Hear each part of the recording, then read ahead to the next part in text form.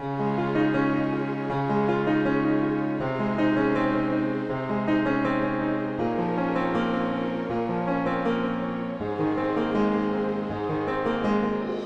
nome do Pai, e do Filho, e do Espírito Santo. Amém. Louvado seja nosso Senhor Jesus Cristo. Desejo a todos que a paz e a alegria de Jesus ressuscitado estejam no coração de cada um de vocês. Nós estamos hoje gravando o vídeo número 6 da formação inicial, e que vai continuar o assunto que nós começamos, um assunto que vai durar muito tempo, se Deus quiser, e que trata do caminho laical de perfeição. Queria só abrir um parênteses, a alegria que há entre nós aqui, né? Hoje, quarta-feira, é dia que eu gravo esse programa, às quartas-feiras. E nós acabamos de sair. Eu aproveito o vídeo também para dar um pouco de notícia do que acontece aqui na Casa Mãe, né, na nossa sede. A primeira quarta-feira de cada mês, de 2h30 até 3h30, 4 horas por aí, nós estamos fazendo uma experiência da cura interior. Então é um grupinho de pessoas que vêm, recebem um tempo de formação sobre o que é a cura interior, como é que ela se processa, o papel do Espírito Santo, e depois fazemos uma pequena dinâmica e um momento de oração, de cura. E hoje foi um dia muito excepcional, graças a Deus. Parece que Deus está confirmando essa iniciativa que nós tomamos. Então, isso, olha, eu dou graças a Deus de poder estar aqui fazendo esses vídeos, porque é o modo também de eu levar a vocês o coração da comunidade, as coisas que a obra de Deus que está acontecendo no meio de nós, e eu tenho certeza que está acontecendo também aí no seu ambiente comunitário Nova Aliança. Bom, mas vamos continuar então dando uma introdução, continuando a introdução do assunto que nós estamos tratando.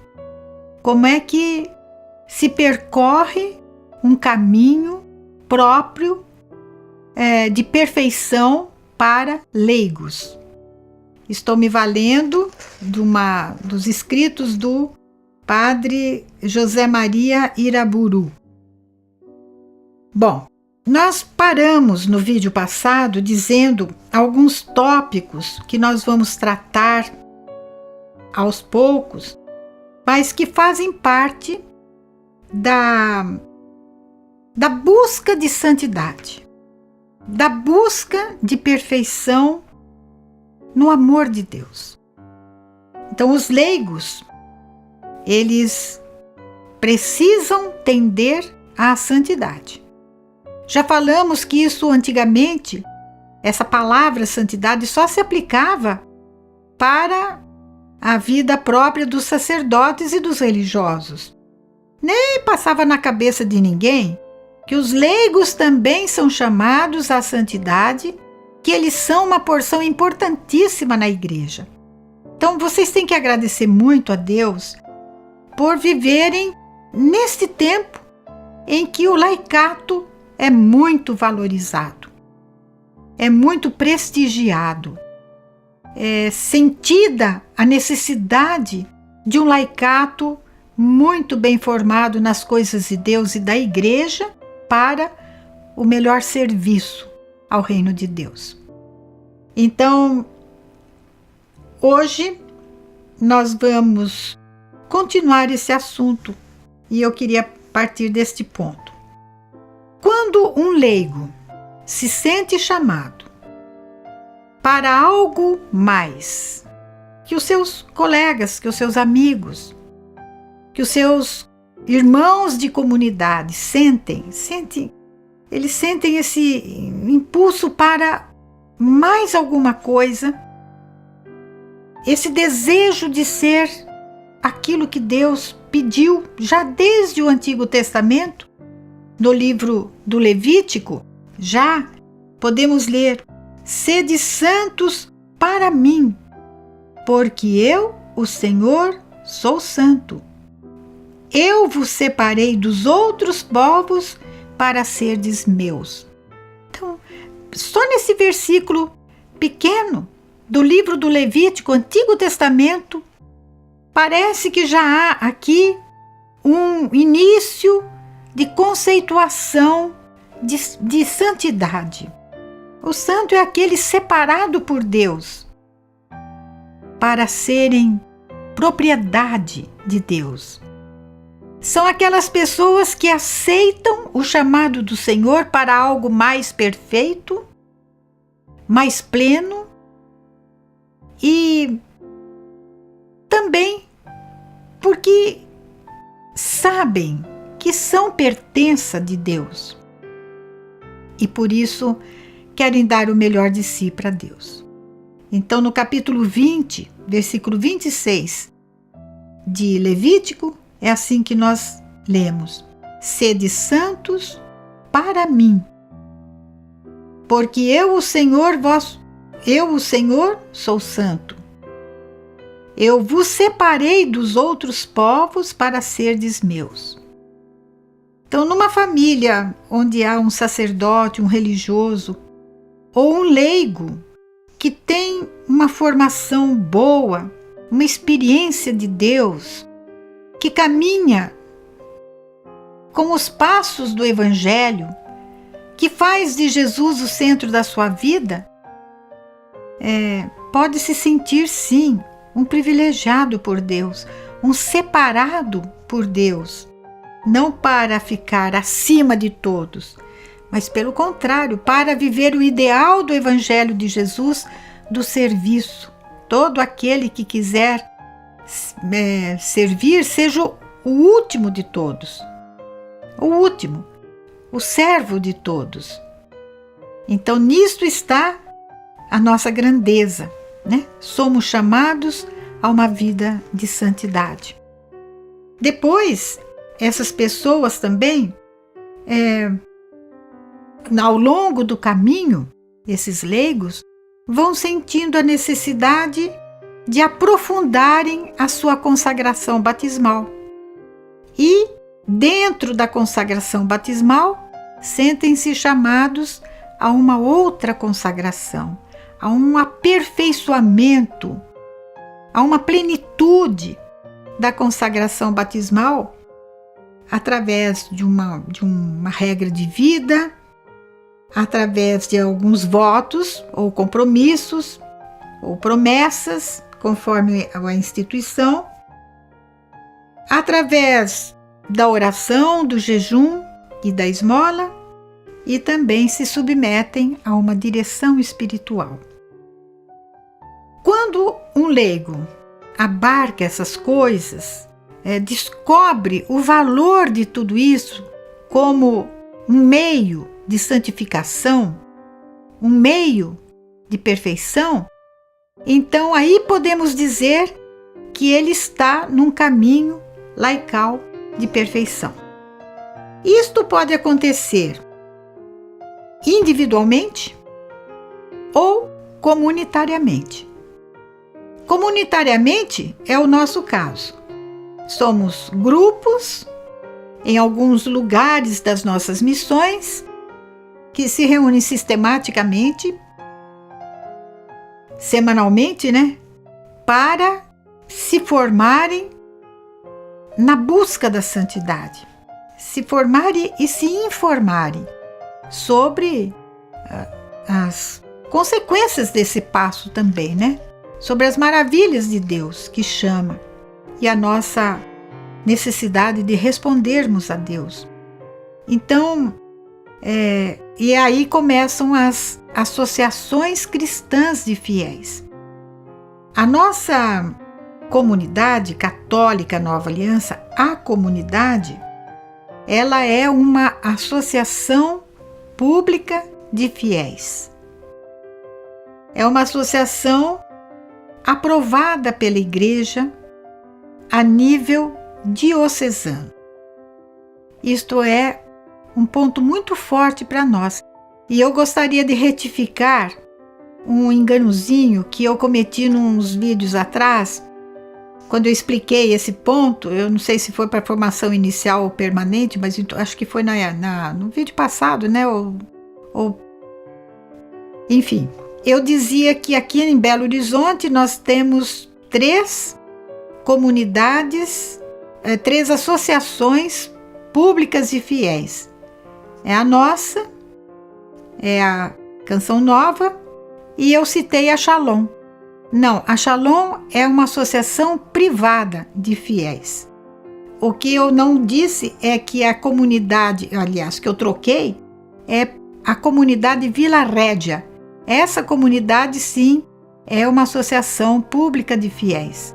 Então, nós temos 3 associações em Belo Horizonte, na Arquidiocese, que são de direito diocesano. Associação pública. E outras tantas que são associações privadas de fiéis. Entre elas, os Arautos do Evangelho, a Shalom e outras tantas comunidades. Fecho parênteses. Então, nós podemos ser chamados por Deus e aceitarmos esse caminho de perfeição na santidade junto com outras pessoas. Ou podemos também ser chamados por Deus no foro íntimo, isto é, não pertencemos a nenhuma organização comunitária. Nós somos chamados porque somos chamados e temos um diretor espiritual e nos submetemos a essa direção espiritual e continuamos, podemos ser leigos consagrados, mas particularmente, não comunitariamente. Eu posso dar um testemunho meu, não sei se serve, mas está me ocorrendo. Quando eu comecei, era jovem, eu tinha 16 anos. Faz muito tempo, gente. Quando eu comecei a pensar um pouco na minha vida futura, comecei a me ver assim um pouco com opções diferentes das minhas colegas. Até os 16, minhas opções eram iguaizinhas às delas, as das minhas amigas e colegas de escola. Mas com 16 anos, eu comecei a pensar em algo mais. Uma possibilidade de eu estar sendo chamado por Deus a uma vida consagrada, religiosa. E, graças a Deus, nesse período de discernimento vocacional, que foi muito sofrido para mim, eu tive um padre, Deus providenciou um sacerdote jesuíta, que vinha de vez em quando a Botucatu, e eu era avisada pelas irmãs, olha, o padre chegou, tá? Eu ia procurar esse padre Antônio, um jesuíta do Colégio São Luís, em São Paulo. E num dos encontros que eu tive com ele, de direção espiritual, ele dizia para mim assim, você não gostaria de consagrar-se a Deus agora? Eu falei, eu gostaria, mas como é que é esse negócio? Ele falou, você faz um compromisso com Deus de guardar a sua castidade. Eu falei, como que é isso? Escreva o que você quer escrever para Deus, consagrando a sua pureza de vida. Eu falei, tá, pode deixar. Fui para casa, redigi o que eu iria falar com Jesus, ajoelhada no chão e diante do sacerdote. No dia seguinte, escrevi uma espécie de um voto que eu fiz. E guardei aquele papel comigo. E foi uma experiência muito boa. Depois tem uns detalhezinhos aí que eu vou deixar para contar num encontrão, numa oportunidade para não gastar o tempo do vídeo, né? Mas tem uma coisa muito engraçada que aconteceu aí no meio. Mas então, eu estava fazendo um compromisso com Deus a nível individual. Eu não estava participando, não estava ligada a nenhuma associação de fiéis. nem se falava em associação de fiéis, né? Só se conhecia congregação religiosa. Eu não estava me fazendo promessa ligada a alguma congregação religiosa, não. Muito bem. Então hoje, agora, colocado essas bases para vocês no vídeo passado e até este momento, nós vamos entrar então no ponto número 1 da apostila que eu vou mandando vez por vez para vocês. E eu quero partir da palavra de Deus. Já falei com vocês sobre o Levítico, né? Quando Deus diz: sede santos para mim, porque eu, o Senhor, sou santo. Eu vos separei dos outros povos para serdes meus. Deus está falando isso para o povo de Deus, para o povo dele. E não está fazendo acepção de pessoas, se são casados, se são solteiros, se são sacerdotes, o que eles são. Não, está falando para todo o povo. Então a descoberta de que a santidade não é privilégio de uns poucos, mas é dever de todos os batizados e uma graça de Deus acima de tudo, nós devemos isso como fruto do Concílio Vaticano II. Isso é muito importante. Mas aí vem Jesus, no seu evangelho, no evangelista Mateus, no capítulo 5, no versículo 48, Jesus vai dar uma ajeitada nisto que Deus falou lá no Antigo Testamento. E ele já diz assim: sede, portanto, perfeitos, como vosso Pai Celeste é perfeito. No texto hebraico, não está escrito a palavra perfeitos. Está escrito assim: sede, portanto, íntegros. Eu acho tão bonita esta palavra, sejam inteiros de Deus. É o que Jesus está falando, porque o vosso Pai Celeste é perfeito. O vosso Pai Celeste é íntegro, perfeitamente íntegro. Inteiros de Deus. Não esfacelados. Tipo assim, dentro da minha comunidade eu tenho um comportamento bem santo. Mas eu vou namorar? Nossa, Deus tem que virar a cara para não morrer de vergonha. Eu vou sair com a minha noiva? Deus não pode ir aonde eu vou. Eu vou sair com meus amigos? Não tenho condição de convidar Deus para ir junto, porque Deus sabe as coisas que vão acontecer lá. Então não é ter duas caras. Não é ter dois estilos de vida. Não. Nós precisamos ter este cuidado. Com este que não é opcional para nós. A busca da perfeição, da santidade, não é opcional para cristão nenhum. Sede, portanto, perfeitos, como o vosso Pai Celeste é perfeito. Então Jesus dá uma aperfeiçoada no Antigo Testamento. Sede santos porque eu sou santo. Aqui não. Vocês vão ser santos como o Pai. Puxa, mas que medida, hein? Que medida que Jesus coloca para nós. Quando é que nós vamos ser santos? Como o Pai Celeste é santo, é perfeito? Nunca. Pois é, mas como eu dizia num vídeo, eu acho que foi no vídeo anterior mesmo que eu falava para vocês, eu tenho que puxar a corda que eu tenho que puxar de vocês, ela é muito curtinha. Eu tenho que trazer vocês na corda curta, porque se eu dou linha, a vida vai ficando cada vez mais relaxada. Não pode ser assim. E Deus, então, Jesus, coloca para Deus um modelo. Como o vosso Pai Celeste é perfeito.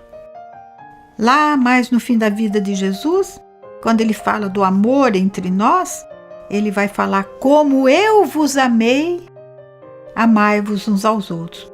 Modelo, Jesus Cristo.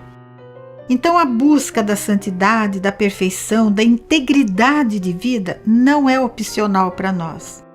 É um dever que se nos impõe por força do batismo que nos fez filhos de Deus, e nós não podemos envergonhar o nosso Pai do céu. Assim como quantas moças, antes de fazer bobagem com o namorado, fazer bobagem com outras coisas, diziam: eu não posso envergonhar meu pai. Ou então, quando envergonhavam, morriam de dor de consciência porque eu vi meu pai chorar por um comportamento errado que eu tomei. Então é a mesma coisa aqui. O pai espera de mim, sim, um compromisso, um esforço para eu conseguir, para eu me deixar conduzir, me santificar pelo Espírito Santo. Porém, na carta aos Romanos, no capítulo 8, nós temos uma passagem de São Paulo que escreve a essa comunidade, a comunidade dos cristãos que estão em Roma.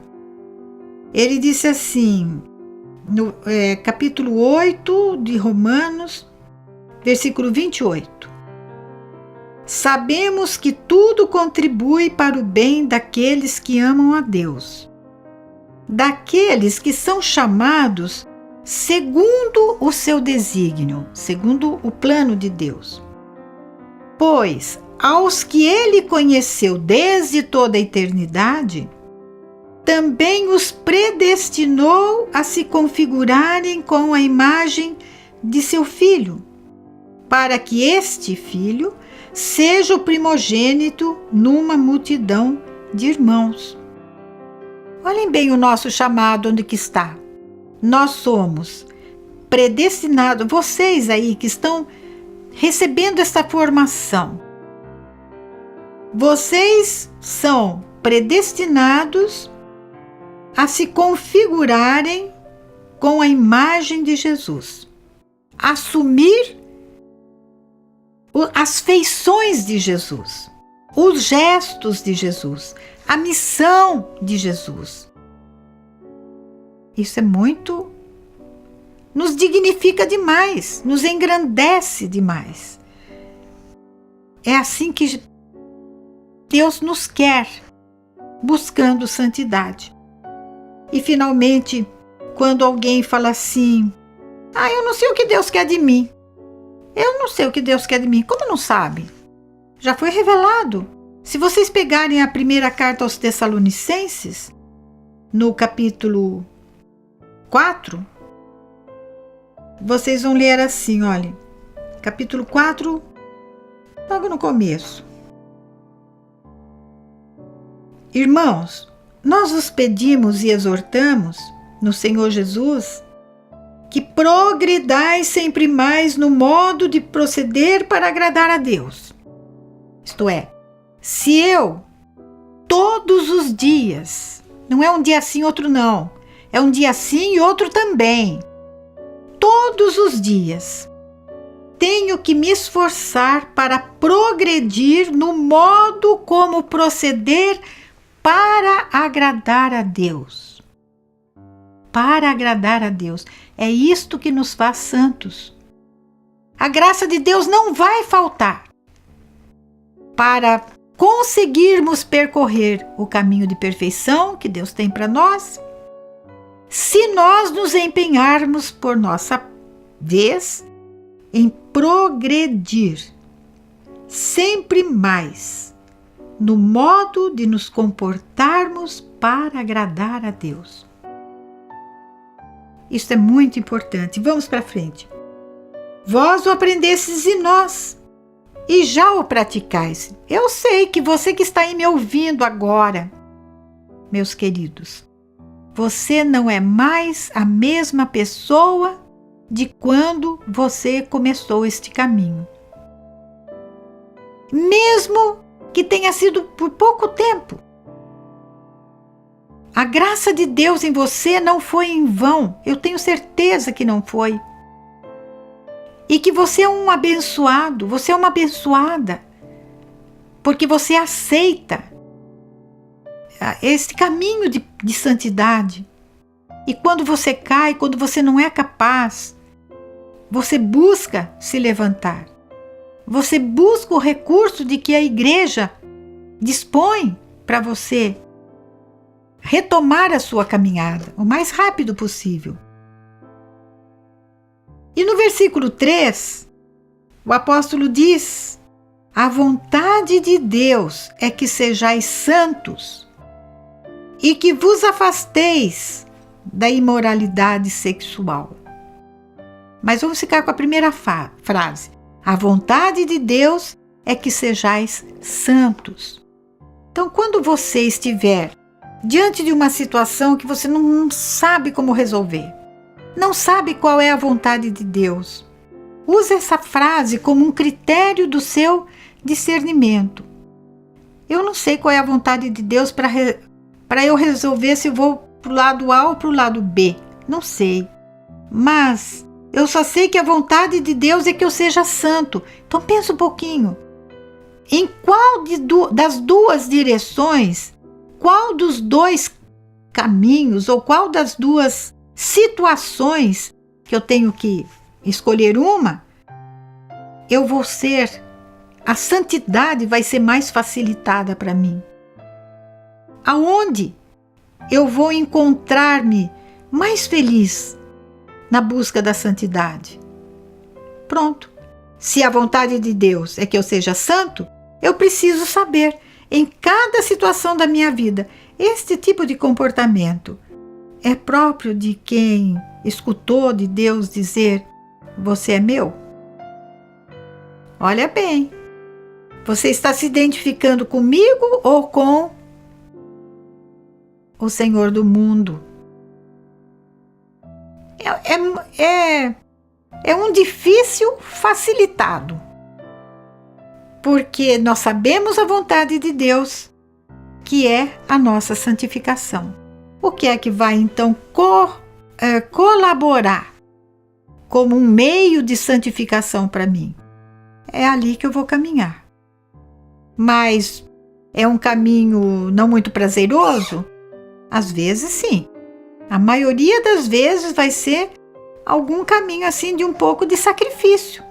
Claro, porque não se vai ao céu dançando rumba, né? Não se vai ao céu por uma estrada toda asfaltada, toda demarcada, toda belezinha. Não, a estrada é estreita, a porta é mais estreita ainda. Mas a felicidade que nós temos quando optamos por alguma coisa que é para o meu crescimento na graça de Deus. Jesus Cristo. Você está para escolher uma profissão.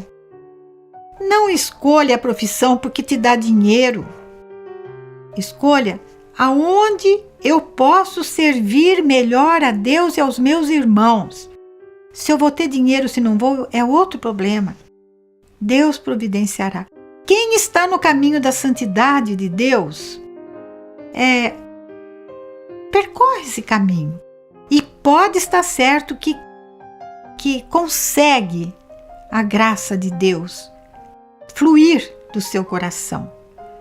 Porque vejam o evangelista São João, quando ele diz em 10:10, né? Eu vim para que vocês tenham vida e vida abundantemente. Vida em abundância. O que significa isso, queridos?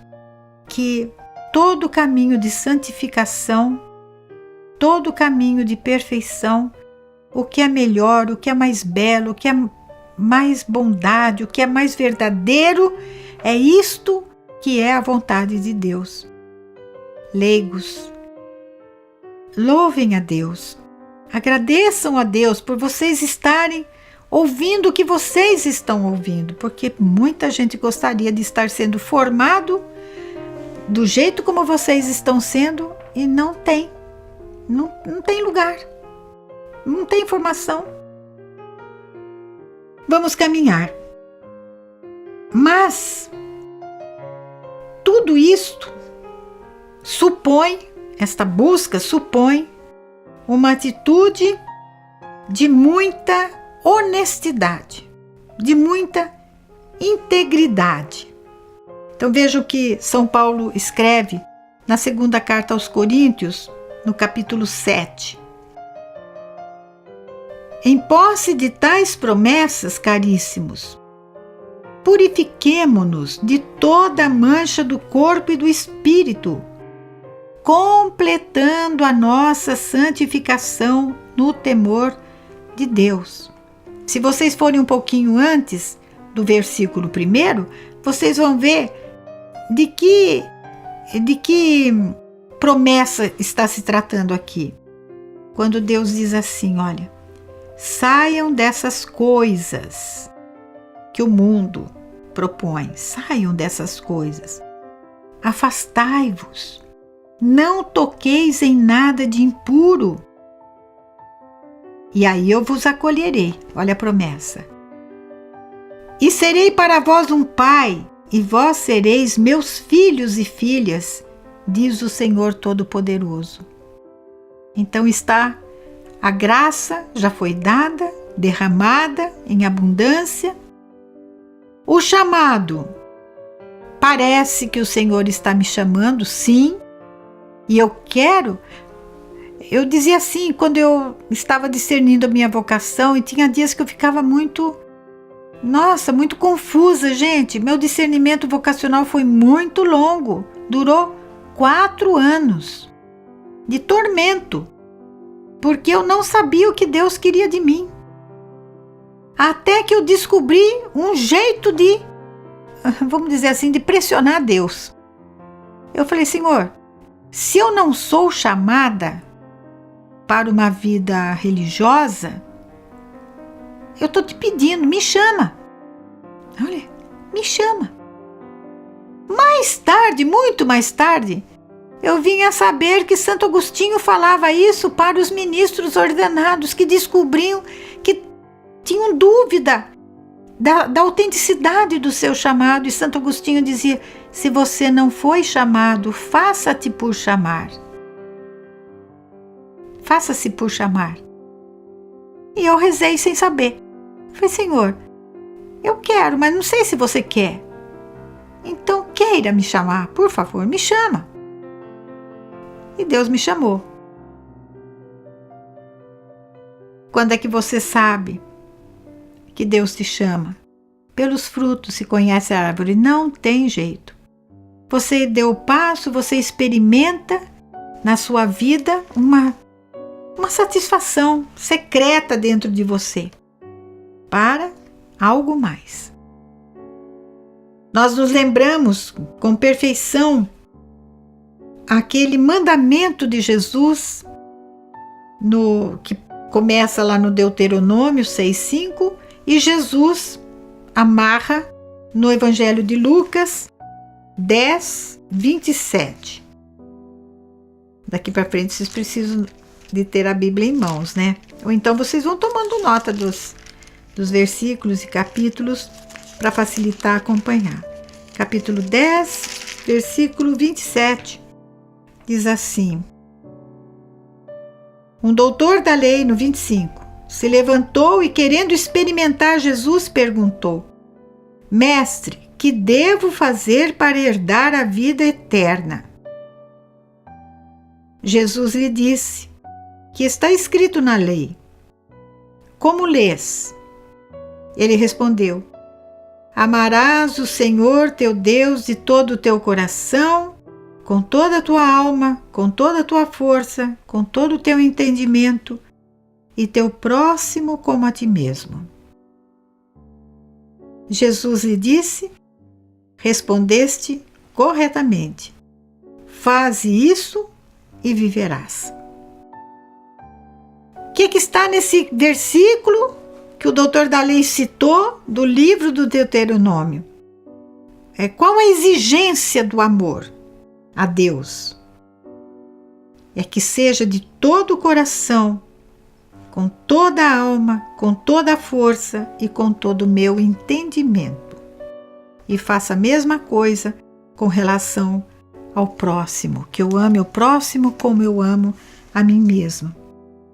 Então, se isso é a base para todo cristão comum, vocês imaginem como é uma exigência para aqueles que se sentem chamados a uma integridade mais plena, a uma perfeição mais plena, a uma santidade mais plena, que é o nosso caso.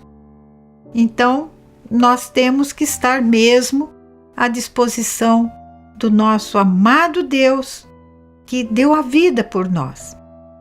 E se você, querido fraterno, se você, querido filho que está engatinhando neste caminho de perfeição, você que participa todas as semanas, você que faz a sua oração diária, não é a leitura da palavra de Deus, a palavra de Deus tem que ser para vocês um gancho através da qual você vai conversar com o Senhor. Você vai responder aos apelos que Ele faz.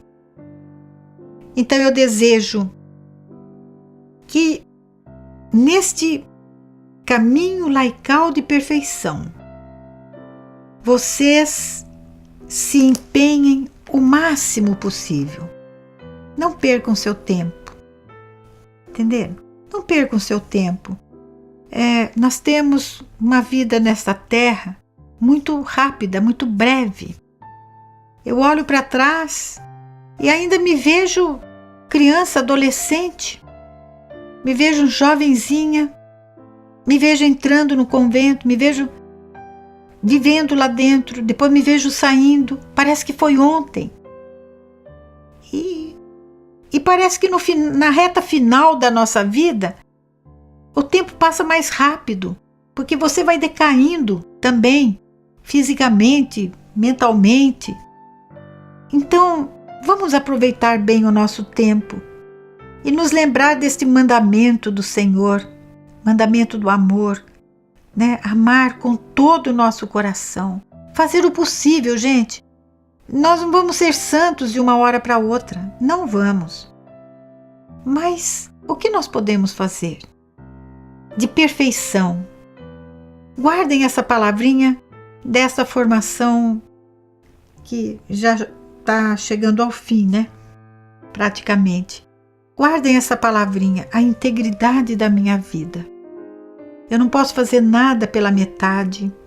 Eu não posso dizer nada pela metade.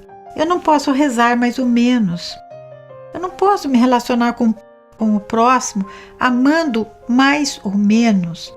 Isso no caminho evangélico não existe mais ou menos, ou é ou não é. Claro que nós somos limitados. Claro que nós sentimos o peso da nossa natureza, o peso do nosso pecado, dos nossos vícios. Claro que nós sentimos tudo isso, gente. Mas o meu foco não pode estar em mim. O meu foco não pode estar nos meus defeitos. Meu foco não pode estar nas minhas quedas. Eu tenho que estar focalizado em Deus e nas suas coisas, nos ensinamentos de Jesus. Então nós passamos para o ponto segundo, que é a santidade tem que ser o fim único da vida minha como cristão. Vocês se lembram daquela passagem que Jesus está na casa de Betânia, na casa de Lázaro, Marta e Maria. Marta corria como louca para preparar as coisas para Jesus, está ótimo. Mas a Maria ficou sentada aos pés de Jesus para ouvi-lo. O que o mestre tem para falar para mim? Percebam as coisas como são. Nós nos ocupamos por fazer coisas para Deus. E Deus quer que nós deixemos que Ele faça coisas para nós. É isso que Ele espera de nós. Ele espera de nós uma atitude, em primeiro lugar, de Maria, para depois nós servirmos como Marta fez. Deus não desprezou Marta em momento algum. Só que Os momentos é que foram invertidos. Por isso, Jesus, quando Marta reclamou com Jesus que dissesse para Maria, para ela ir ajudá-la, Jesus diz: ninguém vai tirar de Maria esta hora. Ela escolheu a melhor parte, porque uma só coisa é necessário. Maria escolheu a melhor parte. Então, se você tem esta Maria muito grande dentro de você, saiba que neste caminho de santidade, você está optando, você está deixando que o único necessário, que é a escuta de Deus para viver Deus, você está no caminho da vontade do Senhor. Mas, além disso, em São Mateus, Jesus tem uma palavra que é dita para todos, gente, indistintamente, se são sacerdotes do templo, se são doutores da lei, se são fariseus, não interessa o que são, ele fala para a multidão, faz parte do Sermão da Montanha, em que Jesus está falando para o povo, e ele diz: buscai em primeiro lugar o reino de Deus e a sua justiça, e tudo mais se vos dará por acréscimo. Não é verdade? Olha a essência da alegria de sermos chamados para uma vida de santidade maior. É o cumprimento dessa palavra de Jesus.